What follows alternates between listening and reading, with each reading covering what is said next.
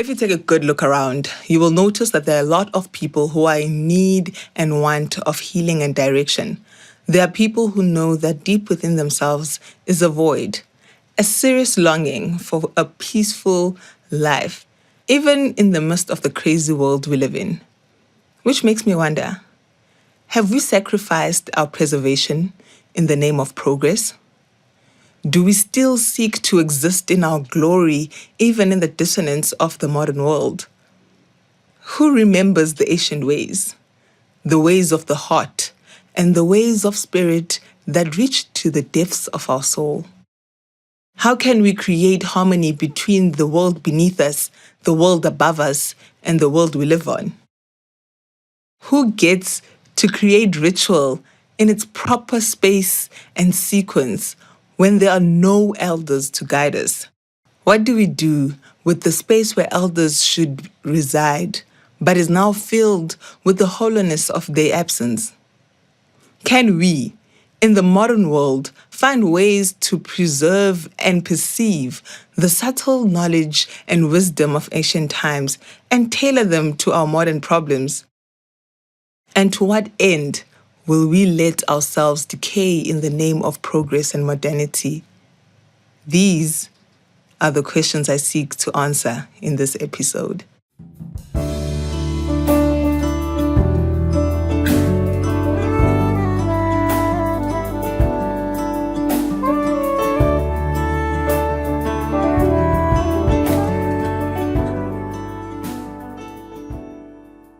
Hello, hi, and welcome to Soulful Restoration with me, Lyric the Curator. Today I want to talk about ritual. That's it. That's all I want to talk about in today's episode. Ritual. I want to zoom into what it is not, its role, its meaning, and ultimately, its restorative power. But before I get into it, I must say this. In order for us to encounter the world of ritual anew, it is necessary for us to forgo the sense that all mysteries can be explained if there is enough time to develop an explanation. There is certainly a reason for everything, under the sun, below the sea, and everything in between. But not all those reasons will be known to us when we want them to be. But that does not have to stop us from doing what is required of us. Going along this road of discovering and rediscovering the restorative power of ritual requires effort, attention to detail, and a delight in the mysterious world of spirit.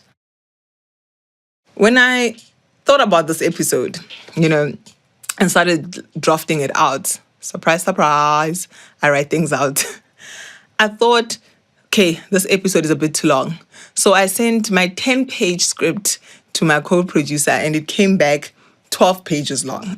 And I was like, you were supposed to cut this. And she said, there's nothing left to cut, just questions. I'm letting you in on this behind the scenes moment to let you know and to say this. I apologize in advance for the duration of this episode, but I hope I don't leave you with too many questions. So let's get into it. Ritual. Ritual is, above all else, the yardstick by which we measure our state of connection with the spiritual realm. Though there might be many interpretations available of ritual, I think all of them hinge on certain pillars, and those pillars transcend their function and importance. Therefore, I'm going to use the pillars of the definition of ritual and the understanding thereof as statements to help us expand the assessment of ritual. And the first statement is this: ritual is an anti-machine. Ritual is an anti-machine. All that means is that ritual exists outside of industrialism. And as a result, ritual is not compatible with the rapid rhythm that industrialism has injected into our lives as we know it today. Industrialism as we know it was injected into our African life. And yet, as we now become modern and contemporary and woke to the ways of modernity, we need to understand that the buzz suffocates the world of ritual and the quietness that it requires. The corporate world dims the light of the traditional world by exerting a powerful pull on the human psyche, which makes you feel compelled to respond. It makes you feel like you have to work around the clock. You're always on the grind. It's the urgency of the hustle. It's actually just a rat race, but with the illusion of a finish line, using fancy terms like progress and evolution that suggest that we are moving towards something bigger and better. But at what cost? The one thing we often are not conscious of is the fact that no matter how much we progress or evolve at a material and physical level, we can never outgrow or outrun the needs of the soul and spirit. Which brings me to my second point: pain and ritual. Pain and ritual. The world we live in is an essentialist that feeds on anything that lives, turning the human into a servant fed with things material yet starved for everything else. Our souls, though, aspire toward growth, toward remembering all that we have forgotten on this trip to earth and reconnecting with God and the gods. And one way the soul communicates to us its need for growth and deep connection is through pain. In this context, many teachers say that a body in pain is a soul in longing. The problem, however, is that we don't always allow ourselves to work through the pain. We often think pain is just a signal that we need to stop instead of finding the source of the pain. If you look at village life or traditional life, whatever you want to call it, it rotates around subsistence activities and the practice of ritual. And when I look at it, I realize that the subsistence work links humans to each other, while ritual links them to God and the gods. The general impression that I get when I just observe the simpler way of life, the ancient way, if you will, is that ritual should precede human involvement with the world and with each other. Primitive cultures normally deal with the physical world at a last level. Like, that's the last thing. Because anything that goes wrong in the visible world is only the tip of the iceberg. So to correct any dysfunction effectively, one must locate its hidden area, its source, its symbolic dimension. Work through that.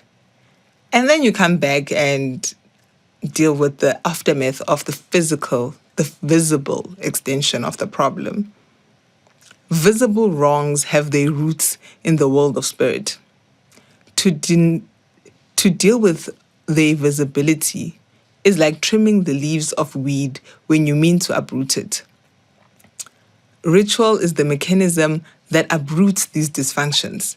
It offers a realm which the unseen part of the dysfunction can be dealt with in ways that affect the seen. The modern seeker of ritual primarily acknowledges that they're wounded, they're hollowed out, they're emptied of their substance, to a point where even living feels like a task, and they need something greater. They need a deeper sense of connection. They need a deeper sense of understanding. And these wounds I speak of are evidence that we need to be connected in ritual.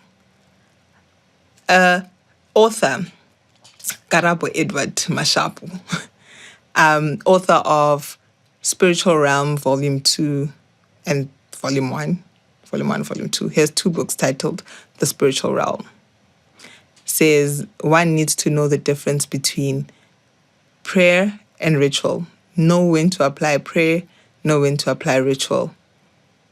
I want to argue that prayer is a form of ritual in itself, because ritual is the calling upon spirit to be involved in human affairs, whether it be just yourself or your community.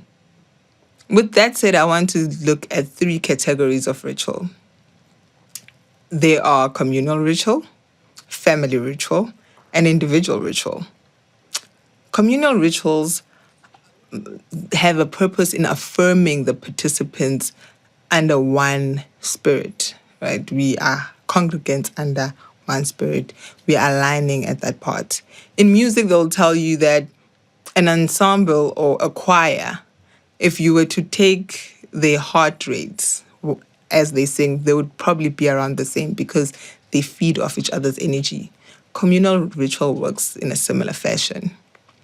Family ritual, I think, is one we're mostly familiar with. You do what you do as a family to keep yourselves in check and protected. I'm not going to dwell on these ones because our series is looking at ourselves. It's intrapersonal. When we delve maybe in later seasons into interpersonal relationships and interpersonal living, we might come back to the conversation of communal and family rituals. I do, however, want to look into individual rituals. These type of rituals out here are more freeform, right? You adapt them, so you can delete them, you do them as you wish, right? They are there to keep you from drowning in life and its requirements and the pressures that are imposed on you. All three categories of ritual, however, are interdependent. You need to be okay as a person individually to participate in a family or communal ritual and successfully complete them, right, without tainting that space.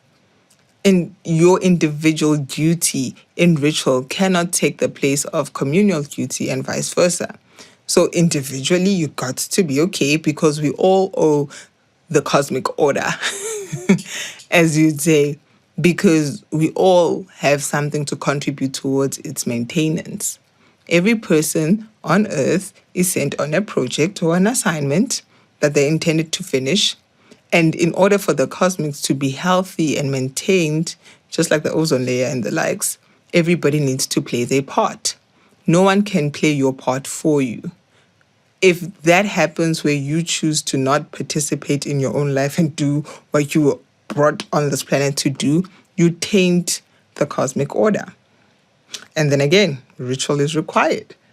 When the focus of everyday life displaces ritual in society, societal decay begins to work from inside out. The decay starts with the individuals, it leaks onto the families and then into the communities. The fading and disappearance of ritual in modern society shows up in several ways, the most common being the weakening of links with the spirit world and the general alienation of people from themselves. A traditional look at motion, for example, speed, reveals that speed is not necessarily just about the movement towards something. It can also be the movement away from something. Ancients saw that constant motion is simply that person running away from something they do not want to look at or what others don't want them to look at. When you slow down, you begin to discover that there is a silent awareness in you of what you should be looking towards and what is looking at you. Is it the anger of nature within us, the anger of the gods, the anger of the spirit world towards us? Author Ali Mazrui, I think his surname was, states that throwing away one's culture for another is an insult to those who come before and can result in a lot of unsettled and unresolved societal ills. He further argues that a work-obsessed culture is symptomatic of an illness that is perhaps too large to face. Speed is a way to prevent ourselves from having to deal with something we do not want to face. You know, when you're going through a lot, some people tend to throw themselves into work and just work, as if that's going to make the problems disappear. To be able to face our problems, we must remember how to perform ritual. In order to remember how to perform ritual, we must slow down. Some said the difference between the indigenous and the industrial has a lot to do with speed, not whether the one world needs ritual and the other doesn't. It appears that the indigenous world will look into something, while the industrial will overlook. Indigenous people are said to be indigenous because there are no machines between them and God. There are no machines barring the doors of the spirit world where one can enter in and listen to what's going on within at a deep level, participating in the vibration of nature. Where machines speak in the place of God, people are hard put to listen, even more hard put to vibrate at the frequency of nature. I will tell you this much. Your inner being seeks to transcend the stress placed on the body and mind by the rapid motion of everyday life. So my third point, power. Power. As humans, we are fascinated with power, particularly supernatural, spiritual power.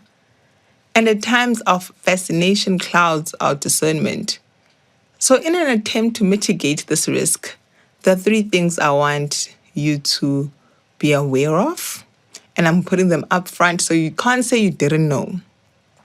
The first is misrepresentation, the second is power on display, and the third is sacredness. So, misrepresentation. Ritual, as a term, can sometimes be manipulated to fit certain urges for legitimization. So, for example, the devil made me do it. People can use spirit to legitimize their own desires and just plead that this spirit made me do it or that made me do it, as opposed to taking responsibility. Because one, the blame moves from them to this entity. And secondly, because we tend to be so scared of supernatural entities, we become naive and believe just about anything without ever actually tapping in and discerning between the truth and the not so true. There are a lot of crooked people out there, okay, who sip the juice out of innocent people. One has to develop the smell that can detect the good from the crooked and the honest from the dishonest. Power on display. So when I talk about power on display, I'm going to start off by telling you what researcher Michael Meal said. He said, every moment when you display power to the world, the power isolates you. You become displaced by the power you display because that power is also displaced through you. When I first read this, I was like, what are you getting at, sir? I don't get this paragraph. But upon further research and thinking, and I pondered on this, I thought of corporates, corporates, right? Where you create an organization, a corporate business. Some of us probably work for them too.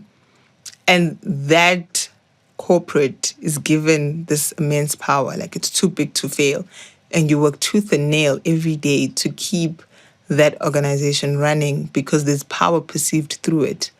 And so every time and everyone that comes into that organization is pumping their very being to keep that organization running, to the point where we give more care to corporates than we do to ourselves and each other because they're too big to fail, too large to fail. That's to maintain that level of power, you constantly have to feed the beast. And that's what Michael Meal was getting at. Basically, he was saying that misused power has the propensity to trigger its exact opposite, because that in itself highlights the dysfunction of the creator of the power. The fundamental principle, though, that you should keep is that visibility threatens because visibility enslaves. But this is only in the context of ritual, okay? Because sometimes I know you'll take something and take it out of context. But when you talk about power, the fundamental principle is that ritual that is visible threatens because visibility enslaves. When power comes out of its hiddenness, it shrinks the person that brought it into the open and turns that person into a slave, because that person has to maintain the look and the feel of that power. It's kind of different from a power that comes from within, right? A power that you are obedient to, because that power shows itself in how you come and you show yourself to the world. It's compassion, it's love, it's kindness. But the power that is like OTT, over the top, super arrogant, is fueled by your terror of losing that very power. Another author and researcher said machine culture, and by machine culture they mean like, corporate world, the whole living outside tradition stuff, is a violent breakaway from the realm of spirit. Machine culture has made itself look beautiful, right? Because we all want the nice things, we all want the fast life. But in order for that to be maintained, oftentimes it sucks the life out of everything else. Then we move on to our third point, which is sacredness. Before I get into sacredness, I just thought about this and said, the presence of power is not the presence to the eye, but the presence to the psyche. In the spiritual world, a power that is invisible and whose power can be felt, right, will be gentle. It won't be aggressive. Remember that. So sacredness. Sacredness actually just means where the spirit occurs. We cannot create sacredness. We cannot make sacredness. Only God and the spirit of light can create sacredness. And in ritual, hiddenness is effective. Hiddenness is power, because the concealment of ritual, as in the ceremony itself, is life preservation. Think of a fetus in the womb. Premature exposure of that fetus to the world can kill it. But rest assured, it will come out in its own time and it will be okay. That's the same with ritual. Ritual is private, but rest assured that its results will come out to the public. And you can tell the type of ritual that a person has partaken in just by the fruits it bears in them. But ritual space is meant to be protected. It's meant to be respected. It has to be far away or free from impurities and unwanted intrusions, because the profane is the allergy of spirit. We live in an era, unfortunately, I think, of overexposure, a show-off culture. And I think that is one of the reasons that it is difficult for us to engage in meaningful practices like ritual, because they require hiddenness. They require privacy. Spirit work is sacred work. It's not something you ought to do for show or try to over-explain or reduce to human logic and vocabulary. The supernatural exists beyond language, and it's in its superiority that it does what it does, that it can do the wonders that we see and we seek. But our vocabulary, our understanding, our logic can damage it and limit it.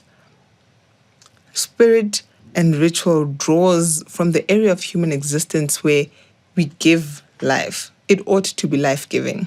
We do not make miracles. We only request intervention of God in our lives, and that is where the miracle happens. Our job or role in ritual is simply to be human. And that's it. Just be human.